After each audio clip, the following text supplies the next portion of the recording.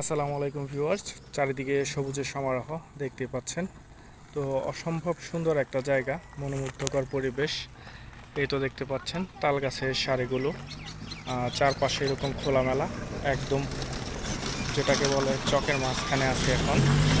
আর সাথে আছে আমার RX 100 এমনকি সুজুকি মনোটন। তো মনোটনটা নিয়ে আসছে সাকিব ছোট ভাই, তো আমি নিয়ে আসছি RX-টা। আর দেখতেই পাচ্ছেন এখানে একটু হালকা পানি এসেছে। তো এখানে ধর্মজাল পাতা হয়েছে, মোটামুটি মাছ পরে হয়তো বা, এই জন্য ধর্মজালটা পাচ্ছে।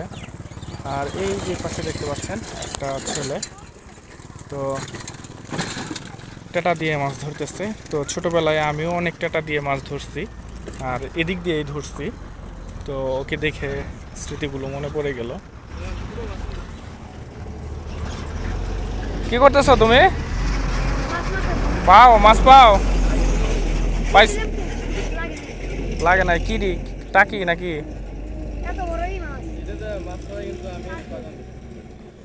ওরা তো ফিরা কাল নাই রে ভাই। ফিরা ওই তো ফিরা কাল থাকলে তো মাছ যাইতে পারতো না। তো ভিউয়ার্স, এখানে হালকা একটু পানি এসেছে, তো মাছ ধরতেছে ও। অসম্ভব সুন্দর একটা জায়গা। তো বিকেলবেলা বসে আড্ডা দেওয়ার মতো সুন্দর একটা জায়গা। তো বন্ধু বান্ধব নিয়ে মাঝে মধ্যে এদিকে আগে হাঁটতে হাঁটতে চলে আসতাম আর আড্ডা দিতাম। দেখতে পাচ্ছেন আমার লাল কালারের বাইকটা কত অ্যাট্রাকটিভ লাগতেছে, হলুদটাও অ্যাট্রাকটিভ লাগতেছে, কারণ দুইটাই চার্মিং কালার। তো এই পাশেও ধর্মজাল দেখতে পাচ্ছেন, আর এখানে বানাও দেওয়া হয়েছে।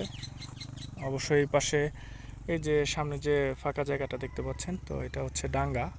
তো ডাঙ্গাতে মাছ ছাড়া হয়েছে, আর মাছগুলো যাতে বেরিয়ে না যায় সেজন্য এখানে বানা দিয়েছে। তো অসম্ভব সুন্দর একটা জায়গা। যাদের গ্রামীণ সুন্দর মনোমুগ্ধকর প্রাকৃতিক দৃশ্য পছন্দ, তারা অবশ্য এই সৌন্দর্যের মাঝে হারিয়ে যাবেন।